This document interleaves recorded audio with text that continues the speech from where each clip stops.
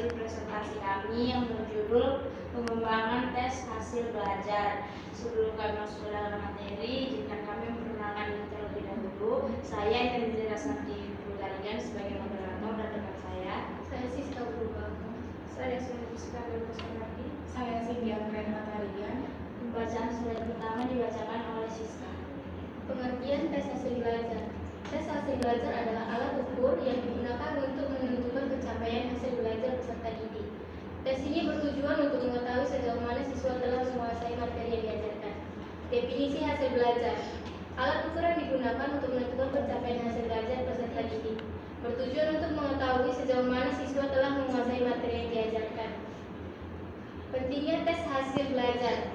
Pentingnya tes hasil belajar mengukur pencapaian tujuan pembelajaran, memberikan umpan balik kepada siswa dan guru, meningkatkan kualitas pembelajaran. Langkah-langkah pengembangan tes hasil belajar. Yang pertama, menentukan tujuan tes. Contohnya, apa yang ingin diukur dengan tes?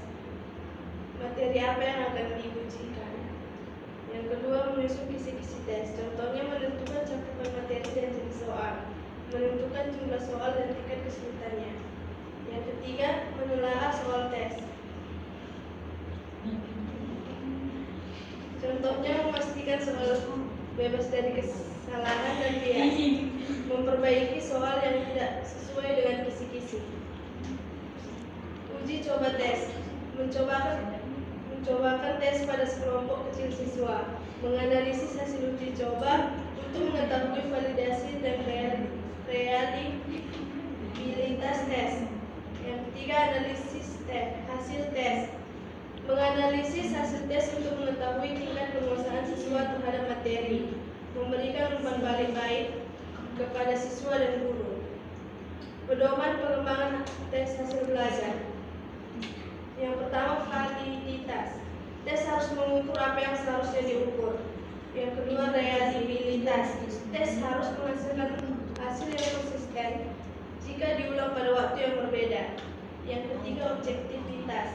Tes harus bebas dari bias dan pengaruh subjektif. Manfaat hasil belajar. Yang pertama, mengukur pencapaian tujuan pembelajaran.